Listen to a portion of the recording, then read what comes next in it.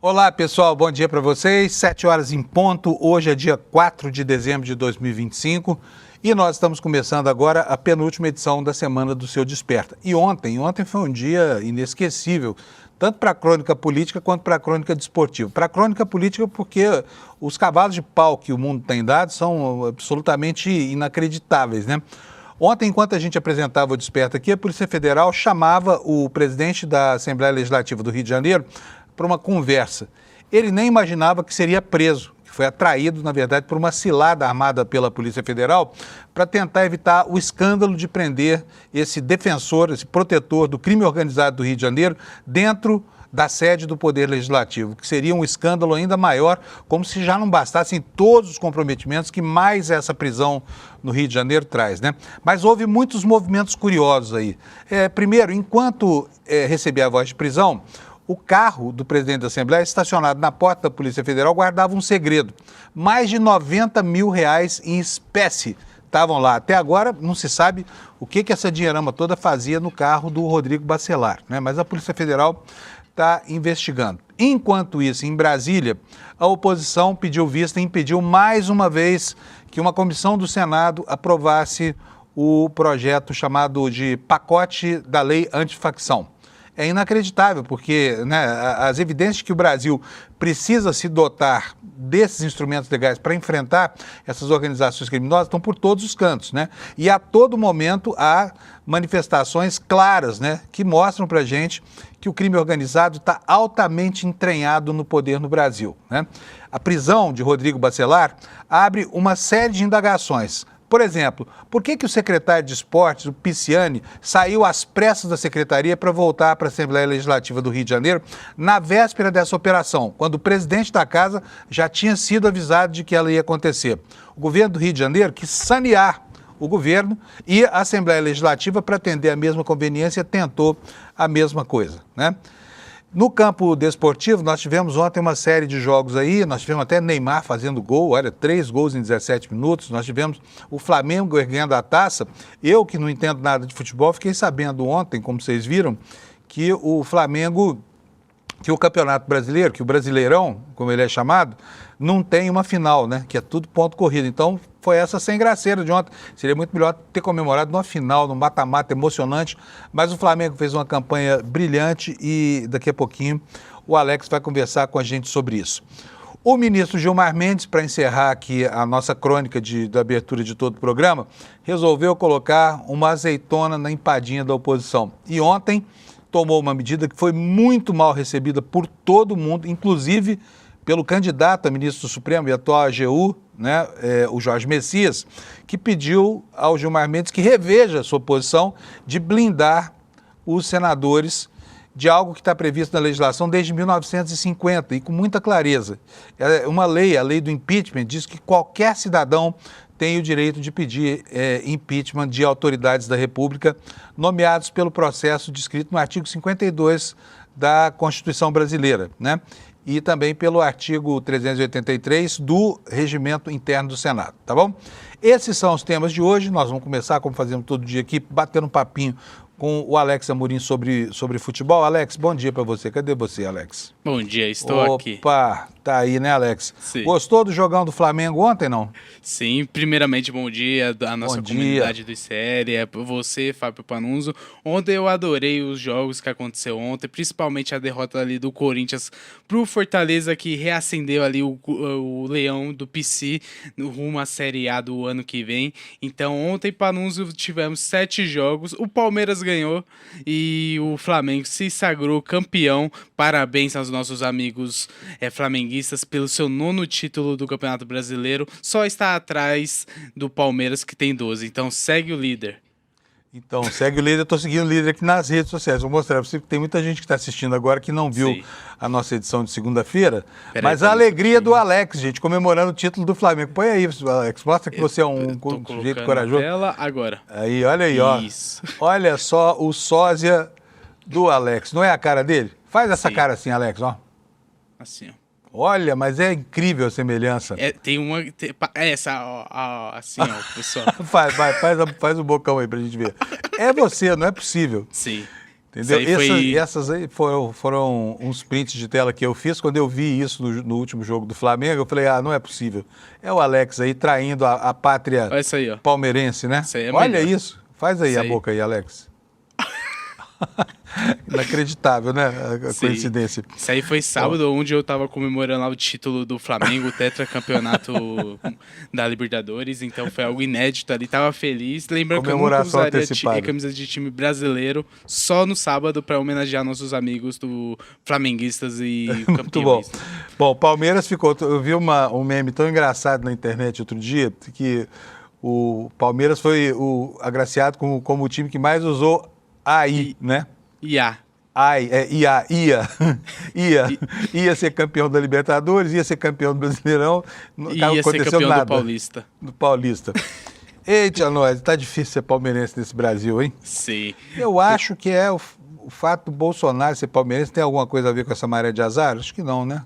Acho que não, acho que é mais incompetência ali dos nossos atletas que não entraram em campo sábado e nos últimos 5 jogos ali do Campeonato Brasileiro parecia que estava com sono, parecia de manhã aqui no Desperta, Panuso. Ô, Alex, me conta uma coisa, que milagre aconteceu no Santos que o Neymar fez 3 gols em pouco mais de 15 minutos de partida? O que deu no Neymar? Voltou a ser aquele jogador que ele praticamente nunca foi? Então, Panuso, ele está tentando se redimir ali com a torcida, ele está jogando com a lesão ali no joelho e ontem ele foi titular. No primeiro tempo o jogo terminou empate ali 0-0 no Alfredo Jaconi lá no estádio do Juventude, e no segundo tempo o Neymar parece que decidiu, voltou às velhas origens e fez 3 gols ali, marcou um hat-trick contra a equipe gaúcha e colocou o Santos ali numa colocação favorável para a última rodada, porque eles vão enfrentar o Cruzeiro já está pensando na semifinal ali contra o Corinthians da Copa do Brasil e provavelmente vai com o time reserva, então um empate ou até mesmo uma vitória do Santos já decreta ali a vaga para a próxima temporada na Série A do Campeonato Brasileiro, Panusa. O Santos agora saiu da zona do rebaixamento, acabou, né? Não vai ser rebaixado mais, se eu colocar a tabela ali, só para a gente verificar a posição do Santos.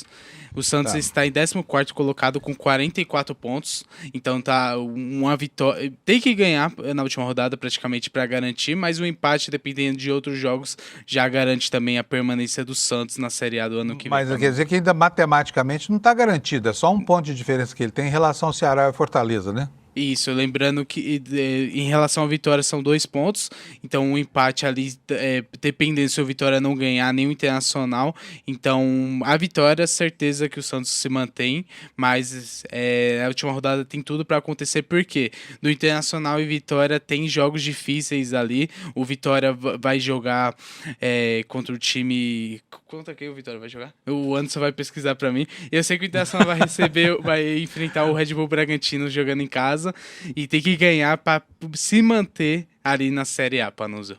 Muito bom. E o que aconteceu com o Corinthians ontem? O Corinthians fez aquela jogada ali. O Corinthians está pensando, Panuso, na Copa do Brasil.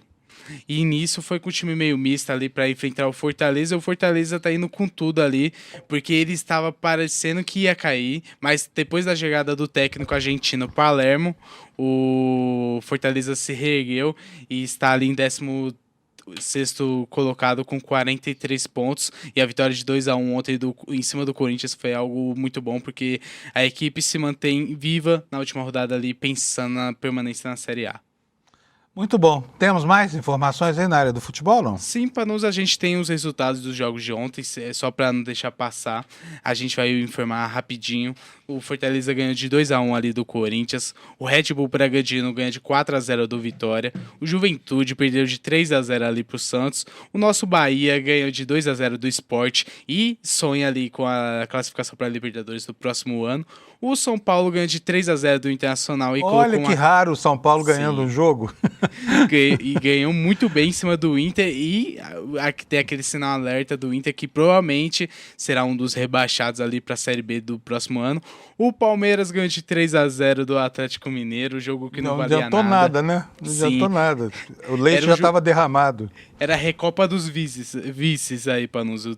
2 vices-campeões e o jogo que decretou o título ali do Flamengo 1-0 em cima do Ceará. E para finalizar hoje teremos Cruzeiro e Botafogo. E antes de finalizar, Panunzio, eu gostaria de... Fiz essa artezinha. Parabéns, torcida do Mengão, pelo título brasileiro de 2025. Olha, isso é uma baita homenagem, gente. Sim. O Alex está mordido de ciúme do Flamengo e fez essa homenagem aí. Parabéns pelo seu desprendimento, viu, Alex? Muito obrigado. Vou mandar um abraço pro meu filho Rodrigo, que é flamenguista roxo aqui, deve estar feliz da vida lá no Rio de Janeiro.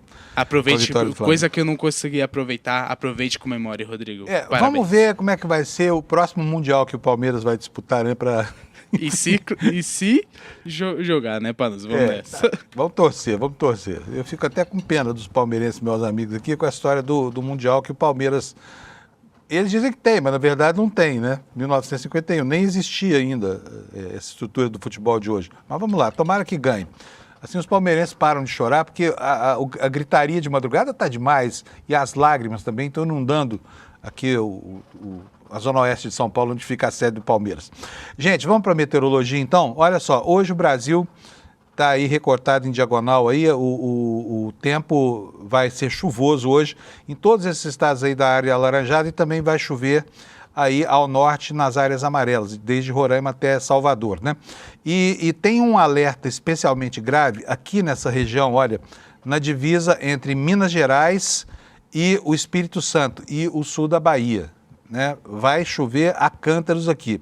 Eu vou até mostrar aqui para vocês o alerta, porque é um alerta raro. A gente vê isso aqui só de vez em quando no INMET. O que vai acontecer nessa regiãozinha aqui que está em vermelho no mapa aqui do lado esquerdo?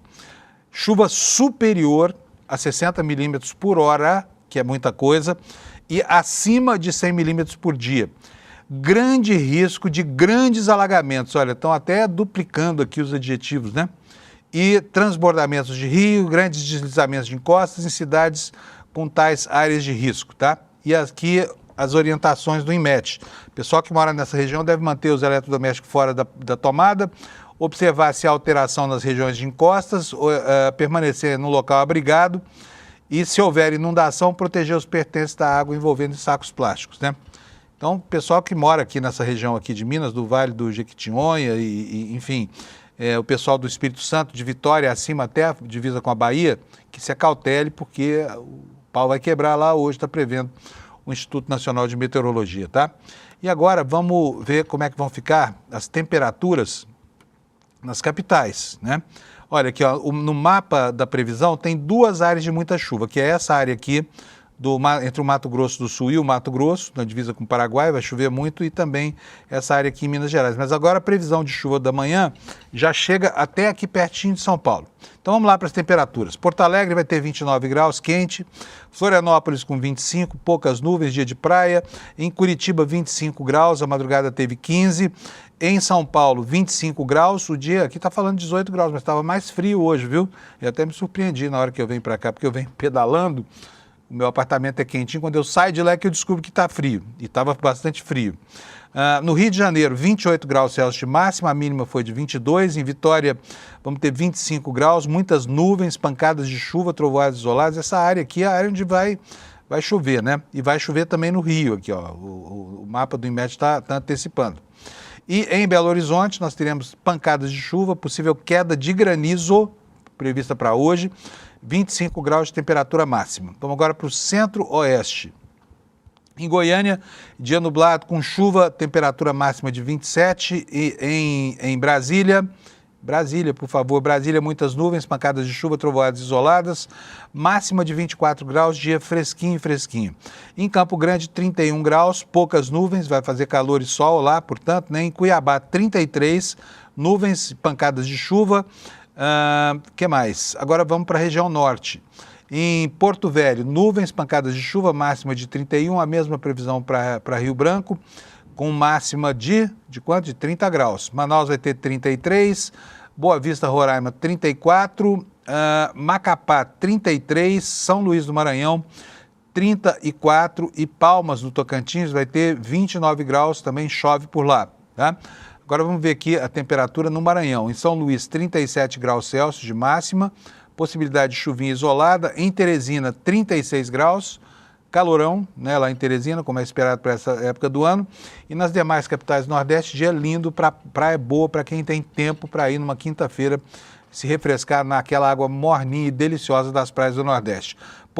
Fortaleza terá 31 graus, João Pessoa a mesma temperatura, Recife 30, Maceió 30 graus, Aracaju 30 e Salvador, completando o circuito pelo Brasil inteiro, terá 30 graus com muitas nuvens. É a única capital do Nordeste que vai ter o tempo encoberto hoje, tá bom?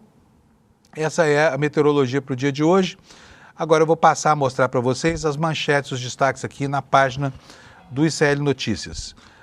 A manchete do dia é essa coisa escandalosa que aconteceu lá no Rio de Janeiro com a prisão há 24 horas do presidente da Assembleia Legislativa, né?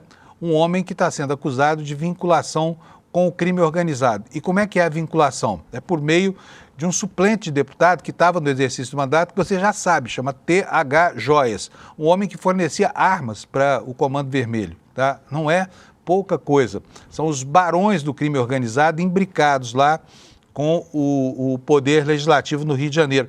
E não só o legislativo, hein? Porque há movimentos muito estranhos aí na recondução do ex-secretário, recondução urgente do ex-secretário de Esportes para assumir a vaga e afastar o T.H. Joias da Assembleia Legislativa na iminência do escândalo, né? E informação vazando aos borbotões, tá? Então, o primeiro destaque nosso é esse: T.H. Joias chamou o Bacelar de 01. T.H. Joias é esse canalha que faz a vinculação, que vende armas para o PCC, né? Chamou o Bacelar de 01, chamou de presida também, enviou até uma foto da PF, da residência para o presidente da Assembleia Legislativa, tá? O T.H. Joias. Agora, há um outro detalhe nessa história, né? Que o Supremo Tribunal Federal está tentando entender e daqui a pouco o Kleber Lourenço vai explicar isso para a gente. O Supremo está tentando entender a saída do Rafael Pisciani da Secretaria de Esportes, que aconteceu na véspera dessa prisão de ontem, tá? Um movimento ali que com certeza passou pelo Palácio, onde governa o governador Cláudio Castro, né? Que é quem contrata e quem demite pelo Executivo Federal. E o ministro Alexandre de Moraes, ao determinar a prisão desse pilantra, disse que o crime organizado está muito infiltrado na política do Rio, como todos os indícios há anos vêm reafirmando, né? Temos um segundo destaque principal aqui, é que o MBL está trazendo para o Brasil um dos gurus da extrema-direita dos Estados Unidos, né? E ele se chama Yarvin. Ele defende substituir a democracia por um regime comandado por um CEO. Olha só que disparate, né?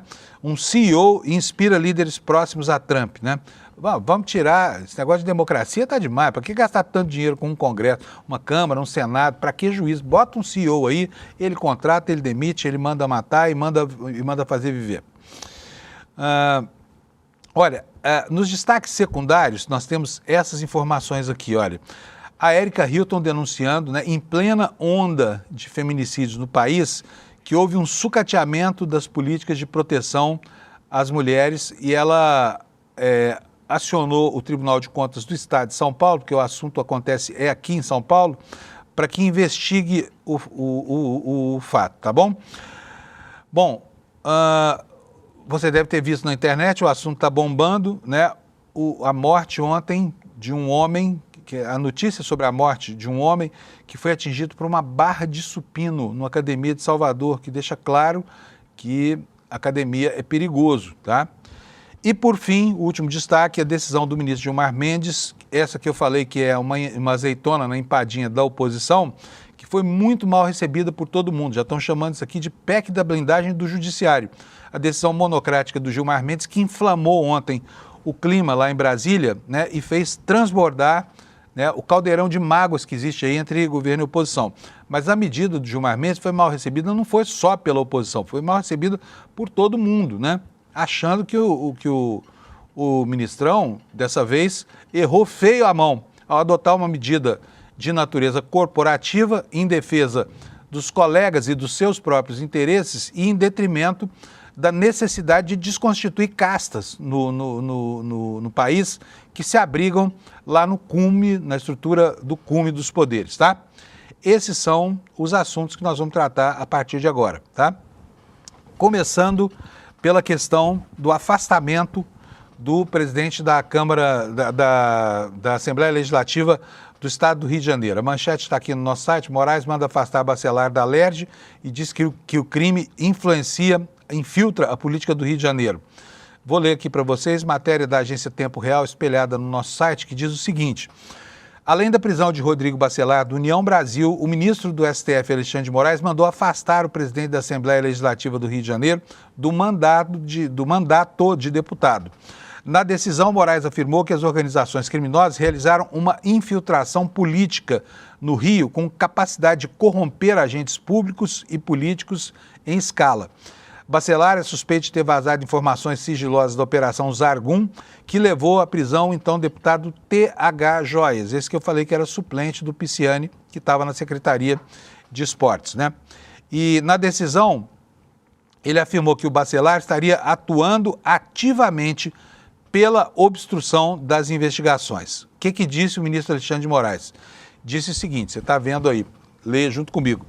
Os fatos narrados pela Polícia Federal são gravíssimos, indicando que Rodrigo Bacelar estaria atuando ativamente pela obstrução de investigações envolvendo facção criminosa e ações contra o crime organizado, inclusive com influência no Poder Executivo Estadual.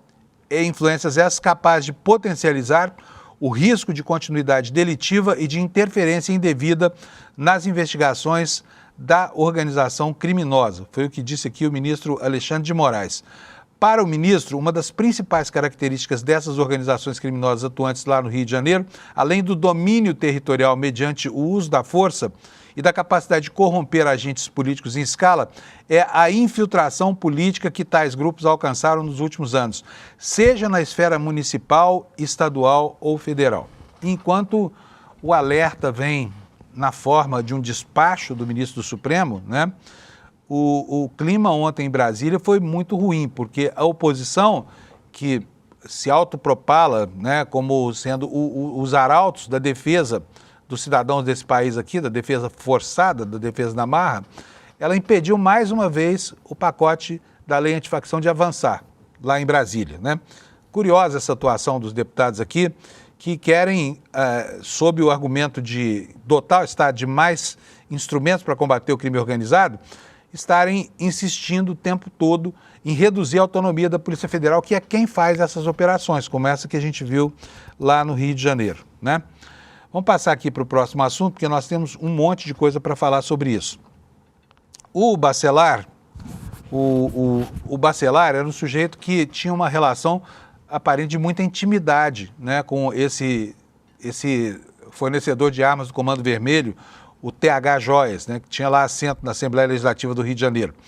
E aí está aqui a nossa manchete mostrando esse disparate. Ela coloca o seguinte, olha, T.H. Joias chamava o Bacelar de 01, chamava também de presida, né? Uma alusão ao fato dele ser presidente da Assembleia.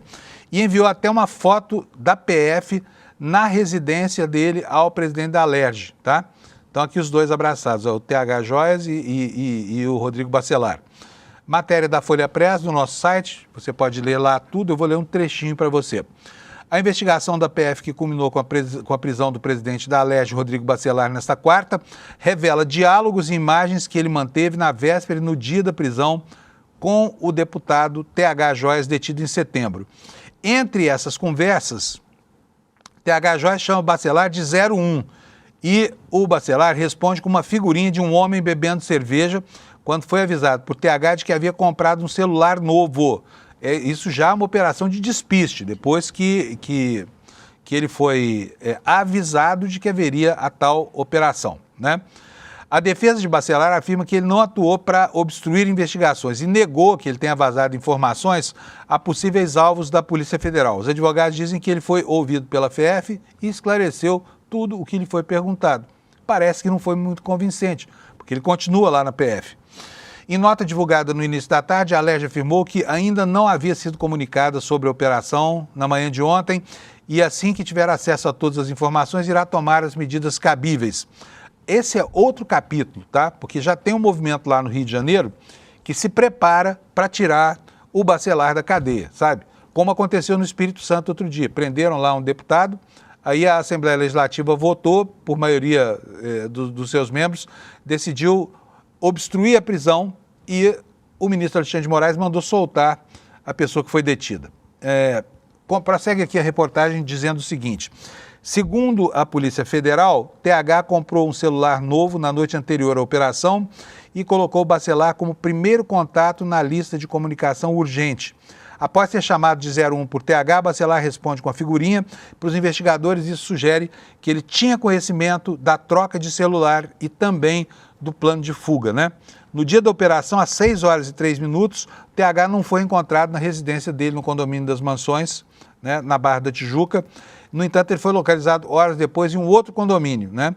Enquanto a PF estava na casa do TH, o então deputado enviou ao Bacelar uma foto de um celular contendo imagens do sistema de segurança do imóvel, que mostravam equipe policial dentro da residência. O local estava revirado e faltavam móveis, né? Gente, essa cena é tão absurda, a intimidade desses bandidos que têm mandato parlamentar lá no Rio de Janeiro, né? E aqui estão as imagens aqui do celular, tá vendo dele, ó? A foto que prova que o Bacelar estava em contato com o tal do TH Joias, tá? Pode tirar para mim, Alex, por favor? Eu vou pedir para o Kleber, porque eu já estou atrasando o Kleber Lourenço. Kleber, tá por aí, meu filho? Entre, se estiver. Opa, Panunzio, bom dia, tudo bem? Tudo bom. O Kleber ontem atolou o pé na jaca e chegou aqui hoje com dor de cabeça. Com chegada do fim do ano, né, Kleber? A gente já estamos aí nas últimas. É isso aí. O que está acontecendo lá na ABIN, hein, Kleber? Conta para nós. Hoje tem uma matéria do Kleber no site falando sobre as críticas de servidores à ABIN. O que é esse movimento? Olha, esse é só mais um episódio da longa escalada ali de críticas e discussões entre os servidores da ABIN e a diretoria da agência, que constantemente ali trocam acusações desde abandono institucional da diretoria em relação à segurança de atuação dos próprios servidores até falta de orçamento, entre várias críticas. A mais recente foi feita após a divulgação do relatório Desafios da Inteligência, edição 2026 da agência, que lista ali alguns desafios e prioridades da agência ao longo do próximo ano. E a Intelis, que é a associação, basicamente uma espécie de sindicato dos servidores de inteligência, fez uma nota ali criticando não só a divulgação desse relatório, mas colocando ele como se fosse uma espécie de uma grande hipocrisia da diretoria da agência. Também nessa nota eles cobraram que o governo, assim como o Congresso Nacional, se esforçasse na criação de um marco legal para as atividades de inteligência. Eles constantemente, eu conversei com alguns servidores ao longo do ano, que comentaram que eles se queixam principalmente da dificuldade de terem uma retaguarda legal para a sua atuação e, inclusive, que proteja a agência de instrumentalizações e cooptações, como foi no caso da ABIN Paralela, Panunzio. Meu Deus, que rolo, hein? Eles estão às turras lá faz muito tempo, né? Servidores contra a direção. Ô Kleber, vamos mudar de assunto aqui. Nós tivemos essa semana, né, em São Paulo, em outros lugares do Brasil, lá em Pernambuco, ações muito violentas de homens que são verdadeiros trogloditas, né, que são seres das trevas, contra mulheres frágeis.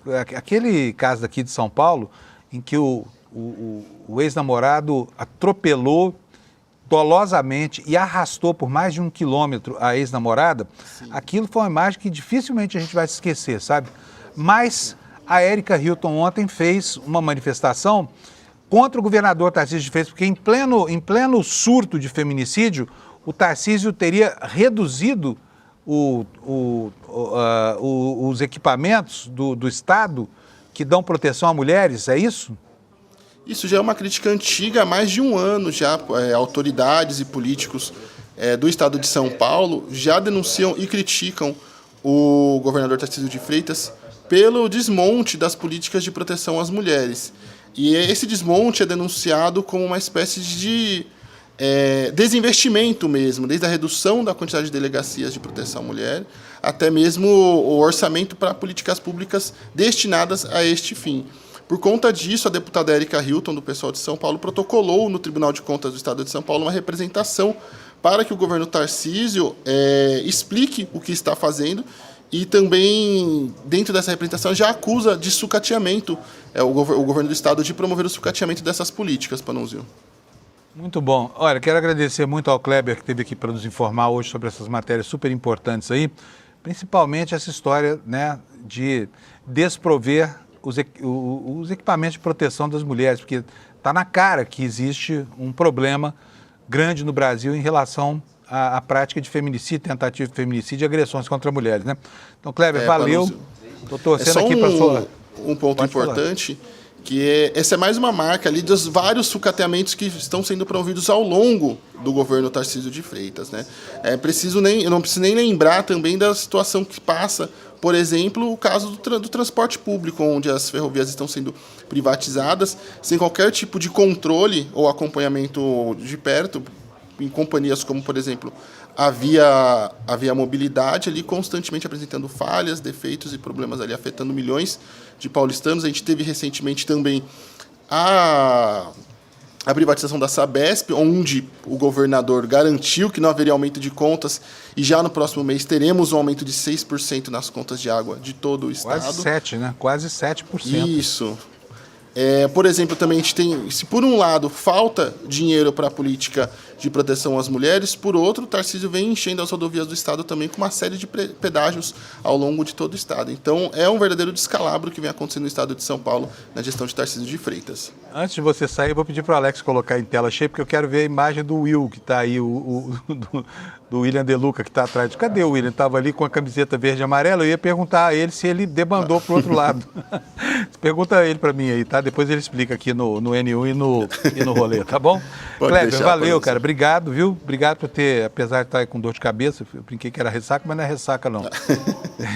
Que a Neosaldina ele seja breve. Sim, tá bom? Sim. Obrigado, Panunzio. Obrigado à comunidade do ICL. E para mais notícias como essa, temos lá no site iclnoticias.com.br.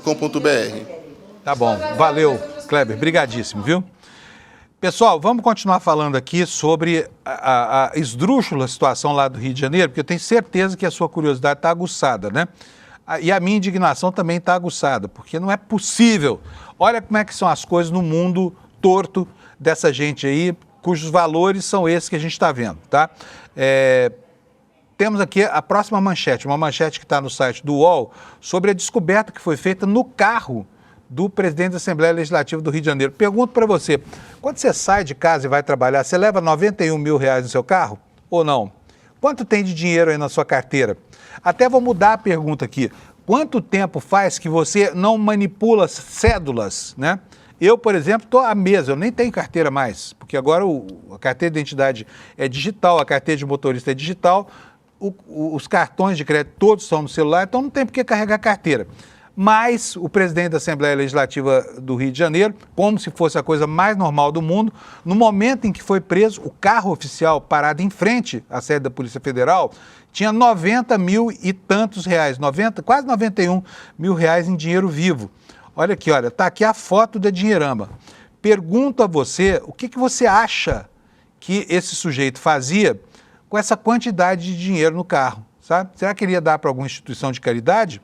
De onde será que ele tirou? Porque isso aqui representa pelo menos 5 meses do salário líquido dele, né? Então, de onde será que o Bacelar tirou esses 90 e tantos mil reais aqui que foram encontrados no carro dele? A matéria nos diz o seguinte, olha, a PF encontrou 90 mil no carro do deputado estadual Rodrigo Bacelar. Além do dinheiro, 3 celulares também foram apreendidos e vão para a perícia criminal. A Procuradoria-Geral da República citou uma situação financeira de Bacelar para pedir a prisão por risco de fuga, tá? A justificativa para a prisão preventiva foi impedir que houvesse danos à produção de prova, dada a ampla influência de Bacelar. Afinal de contas, ele não é nada mais, nada menos do que o presidente do Poder Legislativo desta carcomida Rio de Janeiro, tá? Ele foi alvo da Operação Unha e Carne, aliás, esse nome muito bom, né? Depois de uma entre-safra de nomes bons nas operações da Polícia Federal, essa Unha e Carne eu achei sensacional. Então vamos lá, essa foi a operação que prendeu o deputado estadual TH Joias. A ação deflagrada em setembro apura o vazamento de informações sigilosas no âmbito de uma outra operação, essa se chama Zargum. Bacelar teria orientado o TH Joias a esvaziar a casa antes da operação de setembro que o prendeu. Informações reunidas pela PF mostram indícios da conversa dos dois um dia antes da operação que prenderia esse fornecedor de armas para o Comando Vermelho chamado TH Joias. Aliado do governador Cláudio Castro, Bacelar é cotado. Aqui vem a coisa. Imagina se esse cara disputa as eleições e ganha no ano que vem. Felizmente, houve essa história toda e eu duvido que o eleitor do Rio de Janeiro, mesmo aqueles mais desprovidos de senso de noção, vão dar o voto para uma pessoa que tem implicações com crime organizado, né? Até porque a suposição, e é assim mesmo que é que as pessoas que moram nas periferias tomadas pelo tráfico de drogas e pelas milícias e por todas as outras coisas que existem lá no Rio de Janeiro, essas pessoas são contra o crime organizado. Não se entende como é que essa gente toda ia dar um mandato de governador, tá? Depois de Sérgio Cabral, depois de Witzel, né? Depois de Cláudio Castro, 5 ex-governadores presos no Rio de Janeiro, 5 ex-governadores que passaram pela cadeia nos últimos anos, Antony Garotinho. Gente, o eleitor do Rio de Janeiro deveria começar a pensar em fazer um uso melhor do Instituto do Voto, né? Porque não é possível. Todas as escolhas são absolutamente sofríveis do ponto de vista moral, inclusive legal, né? Mas vamos lá, olha só, a matéria aqui no site do UOL diz o seguinte, olha, o Bacelar é cotado ao governo do Rio em 2026, foi eleito pelo Solidariedade em 2018, em 2022, depois foi reeleito pelo PL e aí foi para a União Brasil, quer dizer, passou toda a constelação de partidos aí que orbitam o bolsonarismo, né? Presidiu a Alerj em 2023, foi reconduzido ao cargo por unanimidade este ano. Unanimidade, tá todo mundo votando nele. Dilma manda caducando lá. Também ocupou o posto de secretário de Estado de Governo em 2021. A Alerj, em nota, diz que não foi comunicada oficialmente da operação e que vai tomar medidas cabíveis assim que tiver acesso às informações. Deve anunciar alguma coisa hoje, porque ontem não saiu nada, né? E entre essas coisas pode estar aí uma iniciativa, vamos ver o tamanho da coragem desses parlamentares do Rio de Janeiro, para tentar tirar o Bacelar da cadeia, tá? Como aconteceu, eu já falei outro dia, lá no Espírito Santo. A defesa do Bacelar disse que essa prisão é totalmente desproporcional. O advogado Bruno Borragini declarou à imprensa que Bacelar está bem e confiante de que a prisão não será referendada pelos deputados da Alerj na manhã de hoje. Tá? Eles vão se reunir lá para ver se tira ou não tira o bandido de dentro da cela. Tá? Ele nega a conduta criminosa do deputado, diz o seguinte, o Rodrigo não praticou nenhuma conduta ativa para tentar burlar a justiça e o processo, nem muito menos auxiliar eventual impedimento de provas ou destruição de provas, foi o que disse o advogado, como se o advogado não tivesse outra coisa para falar, né? Bacelar esclareceu tudo que lhe foi perguntado pela PF e numa nota a defesa voltou a negar a obstrução e o compartilhamento de informações sigilosas. Um último detalhe dessa história toda é a imbricação ou a implicação do Cláudio Castro, né, do Poder Executivo. Por quê? Porque houve uma troca na correria, na miúda, tá? Na calada da noite. Está aí a manchete no site do G1, no Rio de Janeiro. Com o Bacelar preso, o presidente do TJ vira o próximo na linha sucessória do Rio de Janeiro. E vocês sabem que tem eleição agora. O Cláudio Castro não pode ser candidato, então ele vai ter que renunciar por causa do período de desincompatibilização se quiser disputar qualquer outro mandato lá, tá bom? Vamos continuar aqui com as informações. Essa é a manchete que eu quero mostrar para vocês. Olha, o Supremo está mirando a movimentação de Rafael Pisciani, esse rapaz bonito que aparece aí na foto, e o Sistema de Informação do Rio de Janeiro. O ministro Alexandre de Moraes ordenou uma devassa no Sistema de Informação pelo seguinte, olha só, o caso envolvendo a prisão de Rodrigo Bacelar tem mais um ponto de atenção, está no coração da máquina pública do Rio de Janeiro. A decisão do ministro do Supremo, Alexandre de Moraes, determina algo raríssimo, uma devassa técnica no Sistema Eletrônico de Informações do Estado do Rio de Janeiro e do fluxo de publicações no Diário Oficial.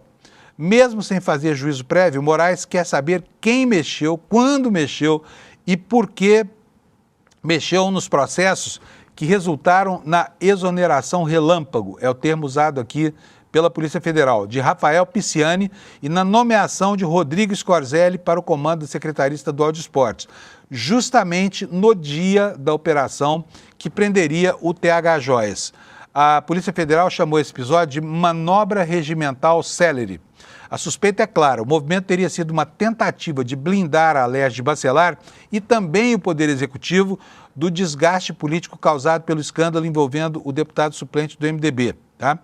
O ministro, então, quer saber mais do que versões. Ele determinou que, ao estabelecer a prisão do Bacelar, ele determinou a coleta de provas digitais. Por ordem de Moraes, diz aqui o texto da reportagem, o Proderj, né, que é a empresa de processamento de dados do Estado do Rio de Janeiro, a Secretaria de Planejamento e Gestão deverão entregar os logs completos de acesso, o horário exato de cada inclusão, alteração e assinatura e o usuário responsável por cada ato. Tudo referente aos dois processos dessa Secretaria do Serviço de Informações que tratam dessa dança das cadeiras de última hora, esse balé a jato que aconteceu lá no estado do Rio de Janeiro. A imprensa oficial também foi acionada e ela deverá fornecer o fluxo do recebimento do decreto que exonerou Pisciani e nomeou o Scorzelli na edição extraordinária de 3 de setembro. Ou seja, o Supremo quer restabelecer a trajetória completa do documento. Quem foi que enviou, né, para o Diário Oficial? Quem foi que publicou, né? Como é que aconteceu, a que horas foi e por ordem de quem foi feita essa mudança muito estranha a jato lá na Secretaria de Esportes, porque o secretário Pisciani, na verdade, ele é o dono da vaga onde estava o TH Joias, porque o TH é suplente dele, tá bom? E eu tenho aqui, olha, uma outra informação aqui, do jornal Valor Econômico, explicando direitinho essa situação também. O Rafael Pisciani reassumiu o mandato na Assembleia Legislativa do Rio de Janeiro para tirar a vaga do TH Joias, tá? E aqui a matéria conta, uma matéria que foi do dia 4 de setembro de 2025, tá? A matéria do Valor, nessa época, véspera da operação, tá? Dizia o seguinte: o secretário estadual de Esportes, Rafael Pisciani, deixou o cargo para reassumir o mandato na Assembleia Legislativa depois da prisão do também deputado Diego Raimundo Santos, do MDB, o tal TH Joias, tá? TH é suplente de Pisciani, assumiu a vaga no ano passado, quando o filho do presidente da Alerj, Jorge Pisciani, foi nomeado secretário. A volta de Pisciani à Alerj foi um pedido do governador do Rio, Cláudio Castro, e a exoneração do MDBista foi assinada já na quarta-feira, pouco depois da operação da PF. Essa dinastia dos Pisciani é antiga frequentadora da crônica político-policial do Rio de Janeiro, tá? Bom, dois fatos estranhos para um país que tem tantos problemas com a organização do crime aconteceram ontem, tá? O primeiro deles foi uma grande crise entre o Supremo Tribunal Federal, protagonizada aí pela figura do ministro Gilmar Mendes, e mais uma vez, o Senado da República, né? As duas instituições estão em choque permanente. O que aconteceu? O Gilmar Mendes botou uma empadinha, uma azeitona na empadinha da oposição. Temos aqui, numa manchete da Folha de São Paulo, a explicação para isso tudo. Blindagem de ministros do Supremo amplia a crise de divisão de poderes, né? O Supremo Tribunal Federal e o Executivo e o Congresso chegaram a um dos momentos de maior tensão em uma longa disputa por espaço que se acirra há anos em Brasília. A decisão do ministro Gilmar Mendes de blindar integrantes da Corte contra processo de impeachment estremeceu a relação com o presidente do Senado, Davi Alcolumbre, até então um dos principais fiadores do Judiciário. Alcolumbre fez um longo discurso, primeiro lido e depois improvisado, e cobrou respeito ao Legislativo. Ele defendeu aprovar uma nova lei sobre crimes de responsabilidade dos ministros do Supremo e mudar a Constituição para reverter a decisão de Gilmar Mendes. Vamos ver o que foi que disse o senador Davi Alcolumbre, que agora está em guerra com todo mundo, está em guerra com o presidente Lula, está em guerra com o Supremo, está em guerra geral lá em Brasília. Roda para nós, por favor, Alex, a fala do Alcolumbre ontem, cheio de razão. Esta presidência recebe com muita preocupação o conteúdo da decisão monocrática da lavra do ministro Gilmar Mendes. Monocrática que ainda existe, né, presidente? Nos autos da ADPF 1259.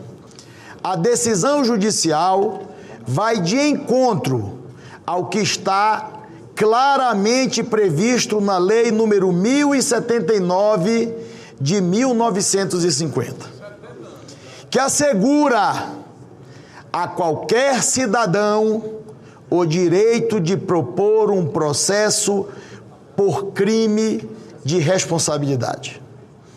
Essa foi uma escolha do legislador. E, independentemente de concordarmos ou não com ela, precisa ser respeitada. A situação estabelecida indica a necessidade de se alterar o regime das chamadas decisões monocráticas. Portanto, o Parlamento está atento e tomando as providências para que o aprimoramento legislativo aconteça, sabedor de que o exercício do seu direito de decidir ou de não decidir está amparado na vontade do povo que elege os seus membros. Não hesitarei em defender todas as prerrogativas estabelecidas na nossa Constituição brasileira. Muito obrigado. Pois é, né?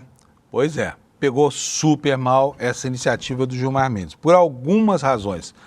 Primeiro, porque ele adotou, né, essa medida com o seu voto. Não consultou o colegiado, por enquanto. Vai consultar agora. A partir de hoje, os ministros vão votar essa decisão polêmica do ministro Gilmar Mendes e vai ser uma saia justa para o Supremo Tribunal Federal, porque ali também impera o corporativismo, né? E segundo, porque a legislação tornada inconstitucional por ele é uma legislação muito antiga e consagrada. Até hoje não havia sido questionada. Inclusive, ela chegou a ser atualizada na década de 90. Eu estou com a lei aqui na tela e eu quero que você veja o que diz o artigo 41. A letrinha está pequena aí. Dá para colocar na tela ampliada? Pode botar na tela cheia, por favor, Alex? Eu quero que você leia aqui junto comigo o que diz o artigo 41 e o 41A. Vou começar pelo 41. Veja só, a lei é de 1950, tá? É a lei 1079, tá? Vamos lá, olha, artigo 41. É permitido a todo cidadão denunciar perante o Senado Federal os ministros do Supremo Tribunal Federal e o Procurador-Geral da República por crimes de responsabilidade que cometerem, né? E crimes definidos nos artigos 39 e 40. Aí o artigo 41A reitera isso. Ele diz o seguinte, ó, artigo 41A, respeitada a prerrogativa de foro que assiste às autoridades, patati patatá, é permitido a todo cidadão, está bem aqui, olha, no artigo 41A, né? É permitido a todo cidadão o oferecimento da denúncia, tá? Então, está aqui o que diz a lei. Essa lei foi que o ministro Gilmar Mendes tornou inconstitucional e isso acabou entornando o caldo ontem, lá entre os poderes da República. Foi reclamação para tudo quanto é lado. Eu só não vi até agora alguém que saísse a público para elogiar essa medida do Gilmar Mendes. Houve muitas manifestações ontem, né, e um acanhamento daqueles que têm se valido, né, do Poder Judiciário como uma ferramenta de restabelecimento, digamos assim, do mínimo patamar de moralidade na política brasileira, né? A oposição organizou logo uma entrevista coletiva e o porta-voz foi o deputado Zucco. Vamos ver o que é que disseram os deputados da direita brasileira. Roda para nós, por favor, Alex. Os cidadãos não decidem mais nada. O Estado sou eu. Isso pode ser, sim, interpretado por um ministro do Supremo Tribunal Federal. Se essa decisão não é uma ruptura com o Estado de Direito, não sei mais o que é uma ruptura. Mas eu quero lembrar que nenhum ministro do Supremo está acima, mesmo se achando poderoso, da Constituição. E nós não podemos aceitar que o Supremo legitime uma ditadura judicial. Pois é. Confusão grossa, né? Não precisava disso? Por que será que o Gilmar Mendes tomou essa atitude de ontem, né, e tornou inconstitucional uma legislação que está aí sem ninguém reclamar dela desde 1950, né? E, bom, Além disso, ontem houve outra confusão numa das comissões lá, porque o PL da lei antifacção entrou em votação e esse PL está sendo aguardado há muitos meses, né? Desde de agosto, quando o governo enviou esse pacote para o Congresso, que a coisa não anda. E ontem a oposição mais uma vez pediu vista para atrasar a votação desse PL. A gente sabe que o mês está correndo, hoje é dia 4, né? Tem que votar orçamento, tem que votar o PILOA, que é o projeto da lei orçamentária, tem que votar um monte de coisa, tem que votar, enfim, a reforma administrativa, tem muita coisa pendente, um mês curto, né? E a oposição atrasando a votação desse pacote, que a Câmara já estragou e o Senado pretende restaurar, né? O senador Alessandro Vieira falou ontem sobre esse PL e disse qual é o problema. Vamos ver o que falou o senador Alessandro, que é o relator desse projeto de lei da lei antifacção. Roda para nós, por favor, Alex. A gente sabe da força do lobby das bets, né? Aqui em qualquer lugar. Mas é uma medida razoável, porque sem orçamento não adianta falar em segurança pública. E as bets têm mais do que margem suscetível de tributação. O formato que a gente escolhe, que é uma CID, me parece tecnicamente ajustado, com potencial de arrecadação suficiente para fazer essa virada de página no enfrentamento ao crime, e a gente espera ter acolhimento dos colegas senadores e depois dos colegas deputados. Pois é, o secretário de Assuntos Legislativos do Ministério da Justiça, o Marivaldo Pereira, também reclamou do adiamento. Vocês viram aí que o senador Alessandro está falando sobre o poder das bets. As bets, de repente, do nada, construíram um lobby poderosíssimo em Brasília e nada avança lá. Então, a trava, segundo o senador Alessandro, você viu aí, está exatamente nessa tributação das bets que ficariam, caso o projeto seja aprovado, obrigados a pagar uma CID, né, para custear o combate ao crime organizado. Vamos ver agora o que é que falou, então, o secretário de Assuntos Legislativos do Ministério da Justiça, Marivaldo Pereira. Nós achamos que o relatório apresentado é muito positivo. Infelizmente, a oposição pediu vistas, o que demonstra, mais uma vez, o mesmo comportamento que nós assistimos na Câmara dos Deputados. Há uma preocupação muito grande do PL, da oposição, com o avanço das agências do governo federal no combate a organizações criminosas. Veja, ontem o governador Tarcísio já dizia que era necessário preservar a autonomia dos estados. A autonomia que o governador está defendendo é aquela que estava prevista no primeiro relatório do deputado Derrite, quando ele tentou subordinar a Polícia Federal ao interesse político dos governadores. Esse é um nó górdio dessa questão, né? Por que a direita brasileira quer retirar a autonomia da Polícia Federal sob a justificativa de que está ajudando a combater o crime organizado? Como a gente vê, desde a Operação Carbono Oculto, né, com muita clareza, é justamente a Polícia Federal que está dotando o país de instrumentos de acusação para impedir que o narcotráfico use, inclusive o sistema bancário, o sistema formal, como uma espécie de ferramenta para a lavagem do seu dinheiro, para o aquecimento do seu dinheiro, né? E a votação lá no âmbito da CCJ, que foi travada ontem, está prevista agora para o dia 10 de dezembro. Como mostra essa matéria aqui da Agência Senado, ela diz o seguinte: a Comissão de Constituição e Justiça adiou, né, nessa quarta-feira, a votação do substitutivo do PL. O pedido de vista transferiu a análise para a próxima semana, dia 10 de dezembro.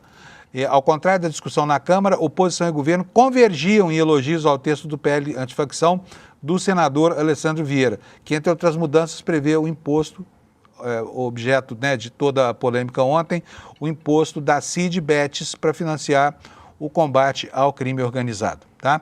Então, o clima está confuso lá em Brasília. Será que vai dar tempo, que o Senado vai falhar conosco? Alex, tira para mim aqui, por favor. Bom, quem entrou na dança também ontem foi o advogado-geral da União, Jorge Messias, né, com relação à determinação do ministro Gilmar Mendes, que tornou inconstitucional essa lei de 1950, que dá a faculdade de pedir impeachment de ministro do Supremo para qualquer cidadão desse país. Já tá, essa decisão do Gilmar está sendo chamada de PEC da blindagem, tá? Você se lembra disso lá na Câmara, né? E aí o Jorge Messias, como advogado-geral da União, teve que entrar em campo. Todo mundo sabe que o Jorge Messias está sendo cotado para a próxima vaga no Supremo Tribunal Federal. E ontem houve um realinhamento, porque o Jorge Messias vinha sendo cacifado pela oposição, mas ontem entrou em sintonia graças a essa medida do ministro Gilmar Mendes, tá? E aqui no site do G1 nós temos essa informação. A AGU, que é o Messias, pede que Gilmar Mendes reconsidere decisão que restringe à PGR os pedidos de impeachment contra ministro do Supremo. Olha o Gerson Camarote aqui falando. Ó. A Advocacia Geral da União pediu que o ministro do Supremo Tribunal Federal, Gilmar Mendes, reconsidere a decisão que restringiu à Procuradoria-Geral da República o poder de denunciar ministro do Supremo. Tá? E isso pode aumentar um pouco mais o cacife do AGU na sua indicação, na busca pela aprovação do Senado, né? Ao seu nome, para a vaga do ministro Luiz... para a vaga aberta no Supremo Tribunal Federal, do ministro Barroso, tá? Gente, deixa eu mostrar uma outra coisa para vocês aqui. A direita brasileira se reaglutinou com essa coisa do Gilmar Mendes, né? Pelo menos no dia de ontem. Ganhou um respiro. Mas o que se vê nas páginas da internet é algo até risível. A tentativa dos filhos do Bolsonaro de transformar o encarceramento do pai num drama comovente de saúde, né? Um drama que eles insistem em dizer que vai causar a morte do pai, essa coisa toda, quando nenhum elemento no mundo da Terra Redonda indica isso. Vou mostrar para vocês aqui 2 prints do Twitter, né, que é o veículo oficial de comunicação da direita, e eu diria até da política brasileira. Vou colocar aqui na tela para você ler comigo. Olha aí o Carluxo dizendo: pedi para visitar meu pai, mesmo que fosse pelos 30 minutos estabelecidos no dia do meu aniversário, agora, dia 7 de dezembro. E o pedido foi indeferido por Alexandre de Moraes. Ó, Carluxo, estamos com peninha de você. O Jair Renan, o mais novinho da turma, diz o seguinte, olha, tudo em tom de súplica, né, de lamúrias aqui. Meu pai, Jair Messias Bolsonaro, é mito. E o Alan Conta 5, que é aquele terrorista que mora lá nos Estados Unidos, acabou de provar no programa de hoje, Timeline, meu pai tomou uma facada pelo Brasil. E aqui, repare, põe a câmera aqui em mim, repare no tom messiânico. Eles confundem Jair Messias Bolsonaro com o Messias, o Cristo. Olha só o que esse menino falou. Meu pai tomou uma facada pelo Brasil e por meio do sangue dele a esperança renasceu. Meu pai deu a vida por todos. E a pergunta que eu faço, onde estão os políticos que se elegeram às custas do sangue do meu pai? Onde estão os políticos para libertar o meu pai? O que estão fazendo esses políticos para libertar o meu pai? Vão deixar ele à mercê dos sequestradores? Meu pai não merece isso. Anistia ampla, geral e restrita já, diz o emocionado Jair Renan Bolsonaro, que nem mesmo com a ajuda das inteligências artificiais consegue produzir um texto de 10 linhas sem nenhum erro de português, tá? E também nós tivemos ontem uma manifestação curiosa na Câmara, é a última coisa que eu vou mostrar para você no programa de hoje, porque não dá tempo mais nada. O deputado Fausto Pinato, que é um homem que articula na bancada do agronegócio, assumidamente de direita, ontem fez um meia-culpa, divertido. E eu vou mostrar para vocês o que ele falou, ele que é de direita mesmo, hein? Direita clássica, né? Bolsonarista e tudo mais. O que ele falou sobre Eduardo Bolsonaro? Roda aí para nós, Alex, por favor. Eu peço vênia para discordar, porque eu acho que nós vamos ter um desgaste muito grande na nossa casa, que na verdade não vai ter serventia nenhuma. Pelo contrário, Diego Andrade, ser republicano, eu também não sou de esquerda.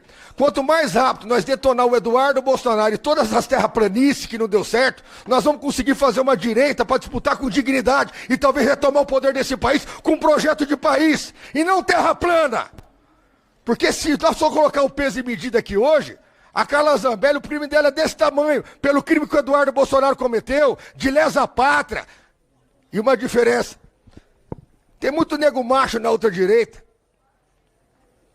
mas todos eles fogem. A esquerda ninguém fugiu. Tem que ficar a enfrentar. Eu não respeito fujão. E dizer mais uma coisa, o artigo 55 é claro, e tem o artigo 15º, 3º, é vedada a cassação de direitos políticos, cuja perda de suspensão se dará dos casos de condenação criminal transitado julgado. Transitou julgado. Aceitando ou não aceitando, tendo excesso ou não teve acesso, até o Fux votou. Se demonstrou até solidário com o presidente Bolsonaro. Para que nós vamos ficar segurando essa bomba que só vai ficar de narrativa? Fica essa pontualidade aqui e dizer que isso serve para a gente, de certa forma, melhorar. Que pena, né? A direita perdidaça aí. uns atirando dos outros, mas tem razão aí o deputado Fausto Pinato, hein? O Eduardo realmente, com seu terraplanismo geopolítico, acabou atrapalhando e muito a vida deles, tá?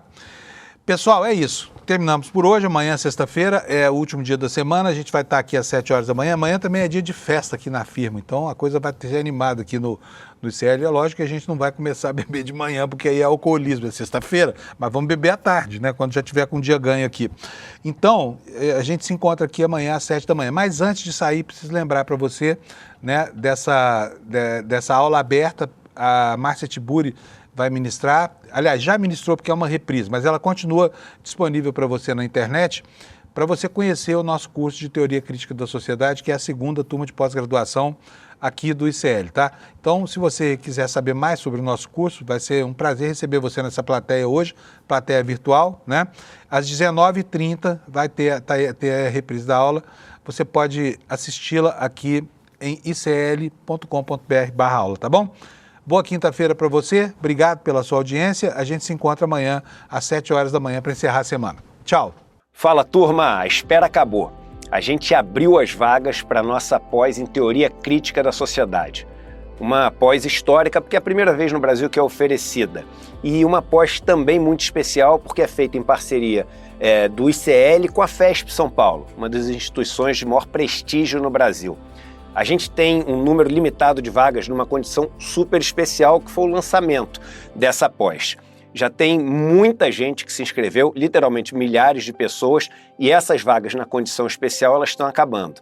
Mas eu estou gravando esse vídeo exatamente para alertar vocês que querem participar dessa pós e não querem perder a condição especial.